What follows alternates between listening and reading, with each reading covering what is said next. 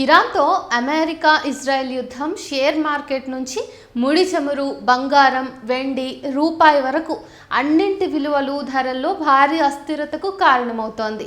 గడిచిన నెల రోజుల్లో సెన్సెక్స్ పడిపోయింది. ముడి చమురు ధరలు దాదాపుగా 60% పెరిగాయి. డాలర్తో రూపాయి మారకం విలువ కనిష్ట స్థాయికి చేరుకుంది. కొన్ని రోజుల క్రితం బంగారం, వెండి ధరలు రికార్డు స్థాయికి చేరాయి. మార్కెట్ భారీగా పతనమయ్యింది. సురక్షిత పెట్టుబడిగా భావించేటటువంటి బంగారం ధరలు ఫిబ్రవరి 28న ఇరాన్పై అమెరికా ఇజ్రాయెల్ దాడులు ప్రారంభించిన వెంటనే ఒక్కసారిగా పెరిగాయి. కానీ ఆ ధరలు ఇప్పుడు భారీగా పడిపోతున్నాయి. అమెరికా, ఇజ్రాయెల్, ఇరాన్ సంక్షోభం 4వ వారంలో ప్రవేశించిన తరువాత బంగారం, వెండి ధరల్లో భారీ పతనం నమోదైంది. 40 ఏళ్లలో ఒక వారంలో అతిపెద్ద పతనం ఇదే. ధరలు ఎందుకు పడిపోతున్నాయి? యుద్ధం ప్రారంభమైన తర్వాతి నుంచి బంగారం ధరలు 15% కంటే ఎక్కువగా తగ్గాయని రాయిటర్స్ నివేదిక తెలిపింది. జనవరి 20న బంగారం ధర ఔన్స్కు $5,591 అత్యధిక స్థాయికి చేరింది. ఆ తర్వాత దాదాపు 20% పడిపోయింది.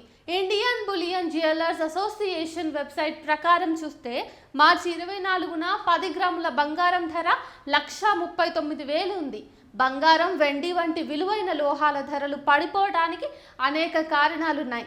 తొలి కారణం యుద్ధ పరిస్థితుల్లో చమురు, గ్యాస్ ధరలు భారీగా పెరగటం వల్ల ద్రవ్యోల్బణం పెరగొచ్చనే భయం. ఇలాంటి పరిస్థితిలో అమెరికా ఫెడరల్ రిజర్వ్ ఎక్కువ కాలం వడ్డీ రేట్లను అత్యధికంగా ఉండొచ్చు. వడ్డీ రేట్లు ఎక్కువగా ఉన్నప్పుడు బంగారంపై ఆకర్షణ తగ్గుతుంది. సాధారణంగా యుద్ధాలు వంటివి వచ్చినప్పుడు బంగారం ధర పెరగాలి, ఎందుకంటే దాన్ని సురక్షిత పెట్టుబడిగా భావిస్తారు. కానీ ఇప్పుడు దానికి విరుద్ధంగా భిన్నంగా జరుగుతోంది. ఈ నెలలో బంగారం ధరలు 20% పడిపోయాయి. వెండి ధర 32% కంటే ఎక్కువగా తగ్గింది. 1983 తర్వాత బంగారం, వెండి ధరల్లో ఇది అతిపెద్ద పతనం. వెండి అత్యధిక స్థాయి నుంచి 40% పడిపోయింది. 45 ఏళ్లలో ఓ నెలలో బంగారం ఇంత స్థాయిలో పడిపోవడం కూడా ఇదే తొలిసారి. ఈ అనిశ్చితి ఇంకా ఎంతకాలం ఉంటుంది?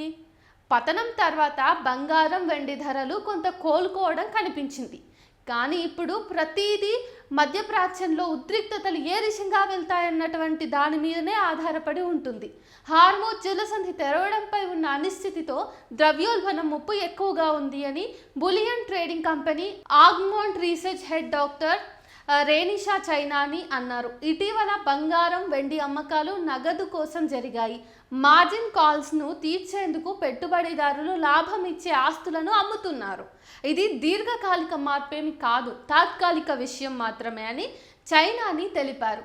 బంగారం ధర అత్యధిక స్థాయి నుంచి 30% కంటే ఎక్కువగా పడిపోయిందని చెప్పి India bullion and jewellers association అధ్యక్షుడు ఎవరైతే పృథ్వీరాజ్ కొఠారి ఉన్నారో ఆయన చెప్పారు.